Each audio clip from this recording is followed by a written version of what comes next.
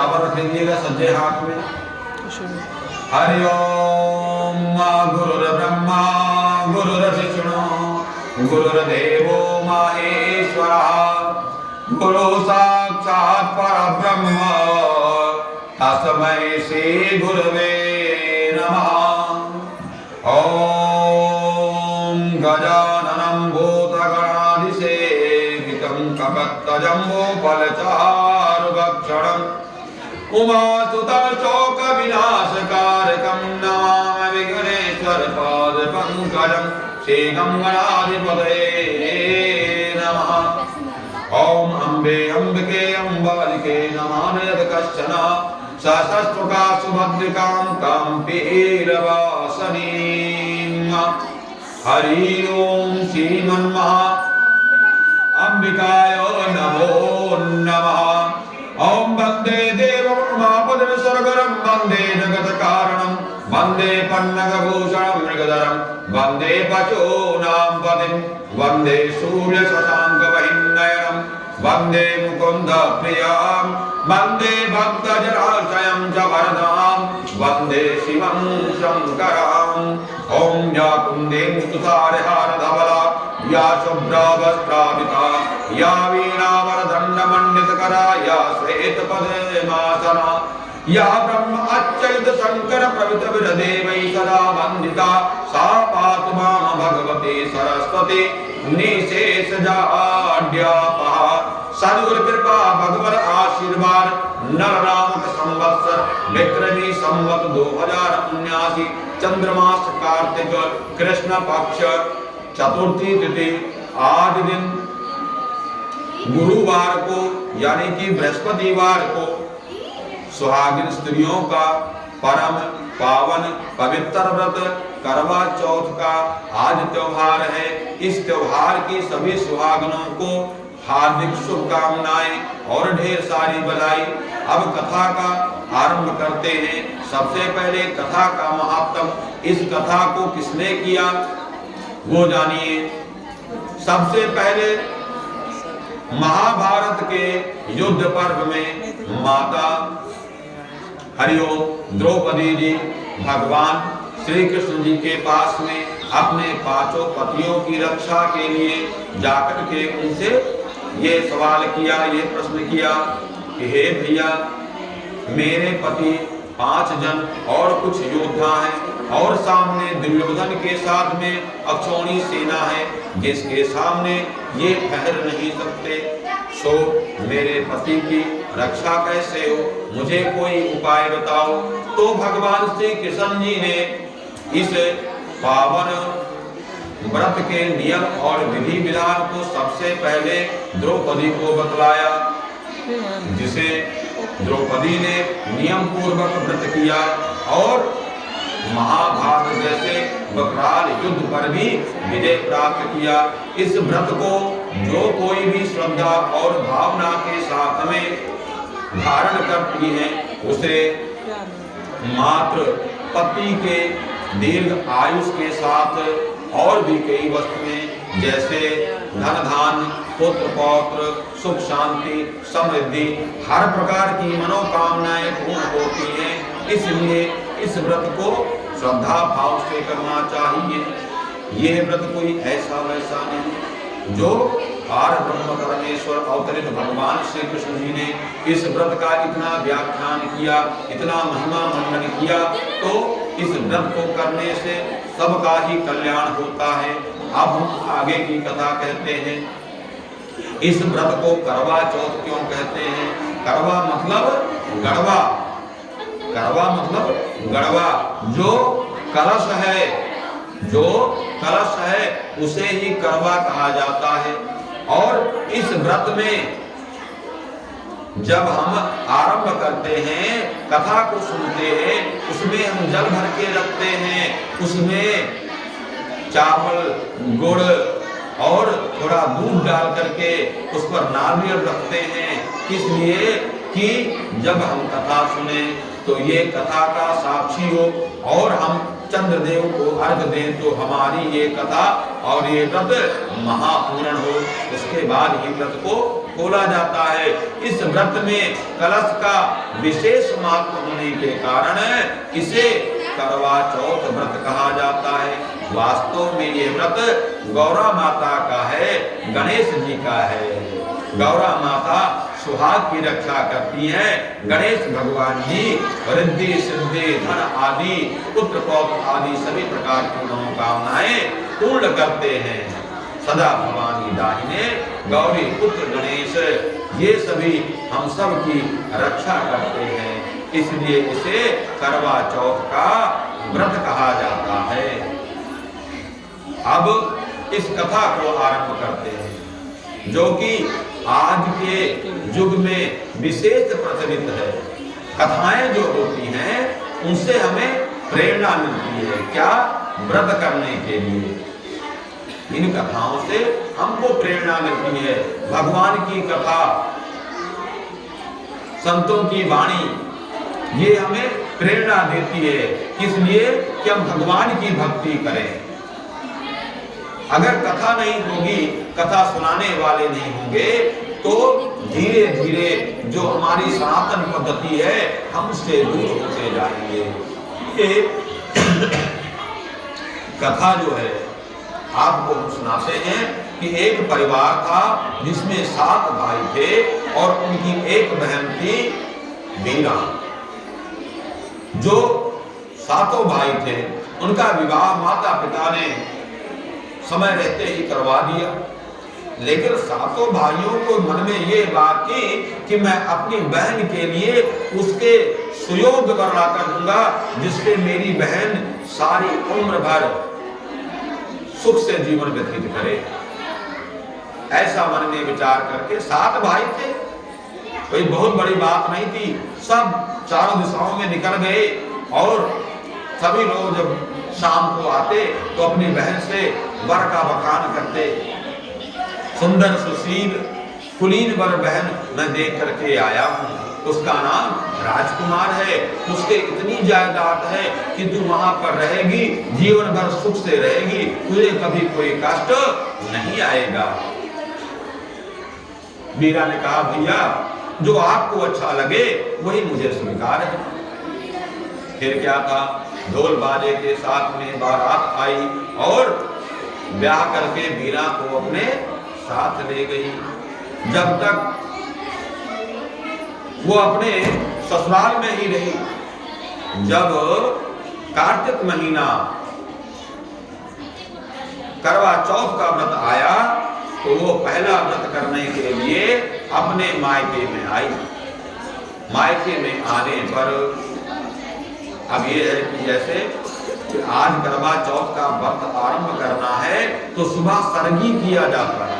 सरगी कहते हैं जो मीठे मीठे फल, फेनिया और तमाम प्रकार के मिष्ठान वाली सामग्री।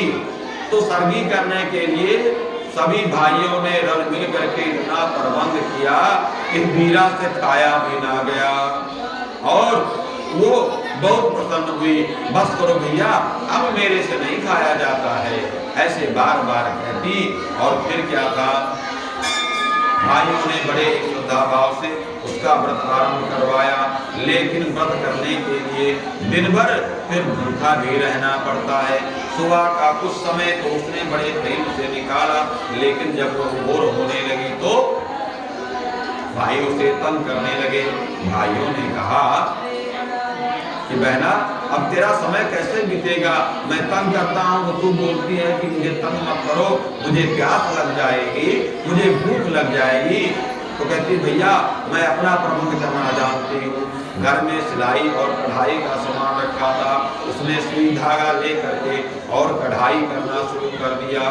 कहते हैं इस व्रत का सबसे पहला नियम है वो ये है कि संकल्प लेने के बाद में आप किसी चीज की कटाई छटाई सिलाई कढ़ाई ना करो। इस व्रत को करो तो सिर्फ और सिर्फ नाम का जप करो। नाम जप भी कैसा कि मंत्र जाप मम दृढ़ विश्वासा पंचम भगत सो वेद प्रकाशा। भगवान श्री राम जी ने 5वीं भक्ति में नाम जप का महात्म कहा है कि हे सबरी माता, मंत्र जाप ऐसा होना चाहिए कि जब जाप करो तुम्हें ये प्रतीत हो कि मेरा इष्ट, मेरा भगवान मेरे सामने बैठा है।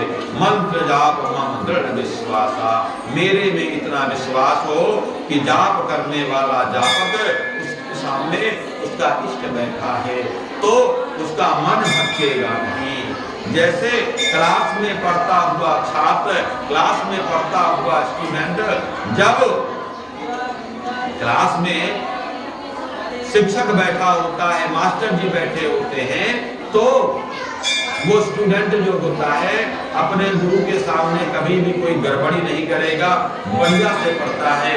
और अपने गुरु के सामने पढ़ने वाला बालक अच्छे नंबरों से पास भी होता है। तो भक्ति करने का विधान पंचम भगत सो वेद प्रकाशा, मंत्र जाप मम दृढ़ विश्वासा। भगवान की भक्ति करने के लिए मंत्र का जाप करना परम आवश्यक है। सो वीरा ने मंत्र का जाप ना करके, मंत्र का जाप ना करके क्या किया? सिलाई और कढ़ाई का काम। सबसे पहले व्रत के नियम को तोड़ा। शाम का समय हुआ, शाम के समय में उसने, सातों भाइयों ने क्या प्रोग्राम बनाया कि सुबह से भूखी बैठी है, इसका व्रत करवाते। क्या होता है, इस व्रत को छूट भी गया तो क्या हो जाएगा? आजकल लोग कहते हैं ना, छोड़ो पड़े, व्रत ना रखो तो क्या हो जाएगा। लेकिन यह गलती उस सातों भाइयों ने क्या किया? अपनी बहन का व्रत करवाने के लिए ढेर सारा पराली इकट्ठा किया। गांव के बाहर पराली इकट्ठा किया। एक भाई घर पे आ गया और छत पे खड़ा हो गया। छत पे खड़ा होकर के जब पराली जलने लगी तो उसने वीरा को आवाज लगाया, हरिओम। वीरा को आवाज लगाया, वीरा चांद निकल आया है, चांद निकल आया है, आके अर्घ दे, व्रत खोल ले, चंद्रमा का दर्शन कर ले। मीरा ने कहा भैया व्रत मैंने रखा है तो व्रत तो भाभियों ने भी रखा है, मैं भाभी जी को भी बुलाती हूँ। मीरा ने जाकर भाभियों से कहा भाभी जी चांद निकल आया है, चलिए दर्शन कीजिए, अर्घ दीजिए। भाभियों ने कहा वीरा ये तेरा चांद निकला है, मेरा चांद नहीं निकला। मेरा चांद तो रात में निकलेगा। भगवान का कौतुक देखो, उसके ये समझ में नहीं आया कि चांद तो एक ही होता है, दो चांद कब से निकलने लगे। लेकिन उसने अपनी भाभियों की बात ना समझ करके उस अग्नि के अलाव को ही चंद्रमा का प्रकाश, चंद्रमा का उदय समझ करके उसे अर्घ दे दिया और व्रत खोल दिया। जैसे उसने व्रत खोला, अभी सबसे नीचे भी नहीं आई कि उसके ससुराल से न जाने कौन सा उसने डाकिया था, कौन था कि समाचार लेकर के आ गया, वीरा तेरा पति मर गया, वीरा तेरा पति मर गया है। इतनी बात सुन करके, इतनी बात सुन करके वीरा रोती तड़पती चिल्लाती हुई अपने ससुराल की तरफ नंगे पैर भागती हुई चली। उसकी ये हालात देख करके, उसकी ये तड़प देख करके सातों भाई उसके साथ हो लिए और उसके ससुराल जो कि कुछ ही दूर पर था दूसरे गांव में, वहां जा पहुंचे। वहां जाकर देखा वीरा का पति राजकुमार, जिसके शरीर में सुइयां ही सुइयां चुभी हुई थी पर श्वास चल रहे थे, वो भी मरा नहीं था।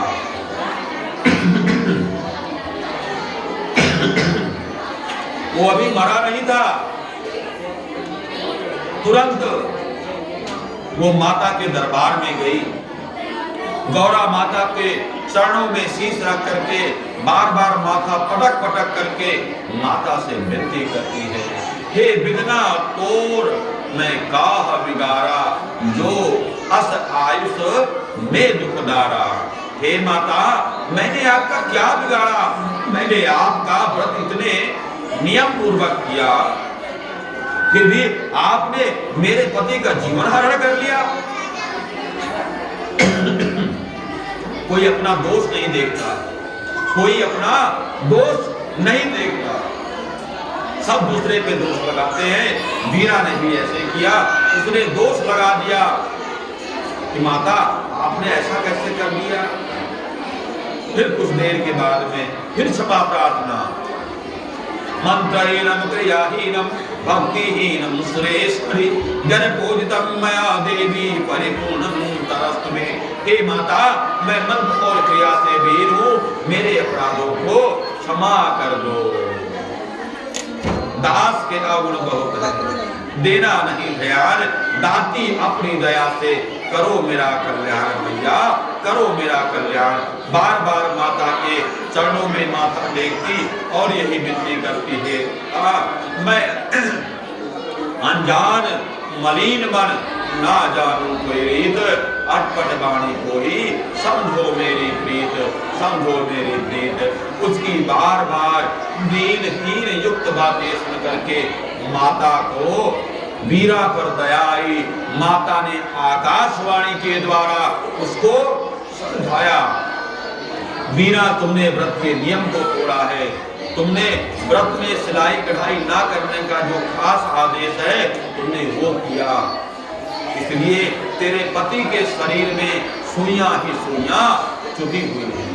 और दूसरा अपराध, चंद्रमा का दर्शन किए बिना, क्योंकि चंद्रमा जो है वो मेरे भोलेनाथ के शीश पर विराजमान है, मैं इसको विशेष महत्व देती हूँ। फिर पति देवता बेशक समाधि में लीन हो, लेकिन चंद्रमा अपनी ड्यूटी पर हाजिर रहता है, इसलिए चंद्रमा को अर्घ देना आवश्यक है। तुमने चंद्रमा का दर्शन किए बिना अर्घ दे दिया, इसलिए तेरा पति अचेत अवस्था में हो गया। अब तू बात को ध्यान से सुन, साल में 11 गणेश चौथ के व्रत आएंगे जो अंधेरे पक्ष वाले होंगे। उस व्रत का पालन नियम से करना।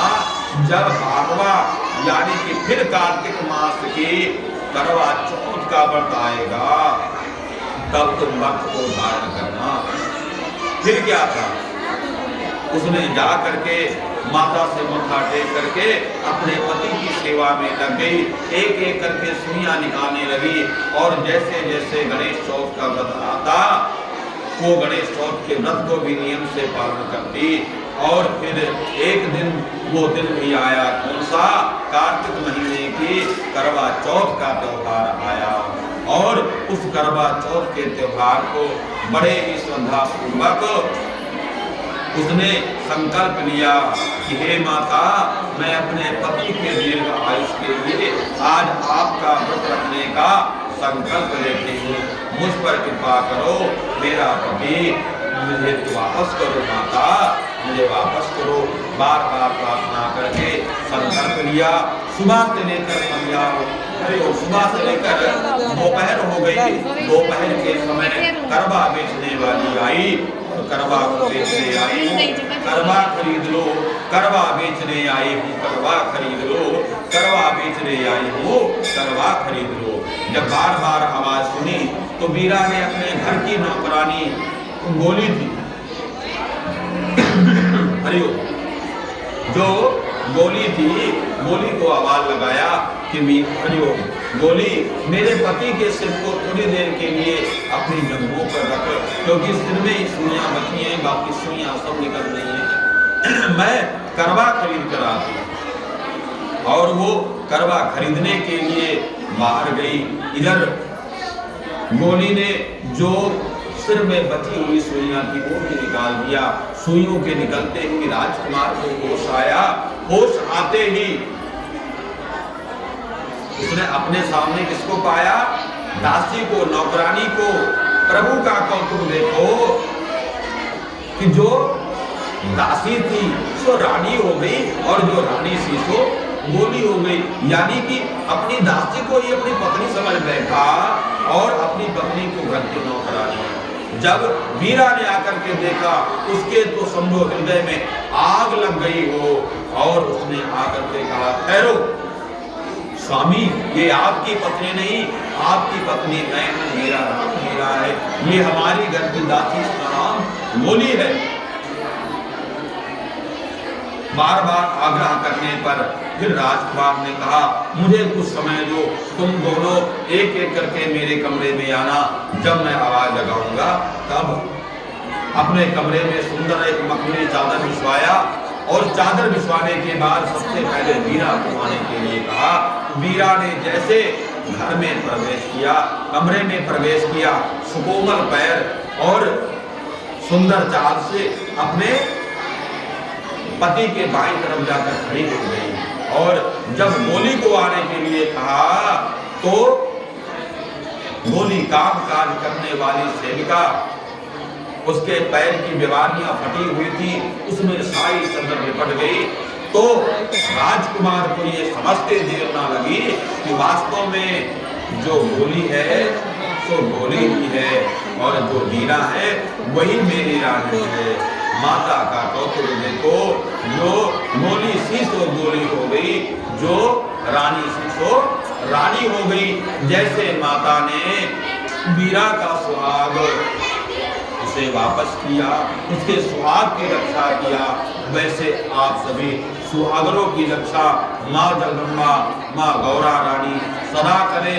आप सबका सुहाग अटल रहे, आप सबका सुहाग अटल रहे, आप सबका सुहाग अटल रहे। प्रेम से बोलो गौरा माता की जय, गणपति गणेश भगवान की जय, मापति महादेव की जय, चंद्रदेव भगवान की जय। जयकारा शेरा वाली माता का बोल। अपने अपने हाथ का चावल अपने कलश में डालिएगा और भाव प्रकट करिए। रक्ष रक्ष गणाध्यक्ष रक्षस रोक्ष रक्षका भक्तानां भयं कर्ता प्रातः भवाणवा दया माता कृपा तृष्णो शरण माता प्रभो वरदास्तं वरं देहि वाञ्छितं वाञ्छितार्थं अने सकला अर्घेण वरदास्तु सदा मम। ओम श्री गंगाधिपते नमः। लास्ट में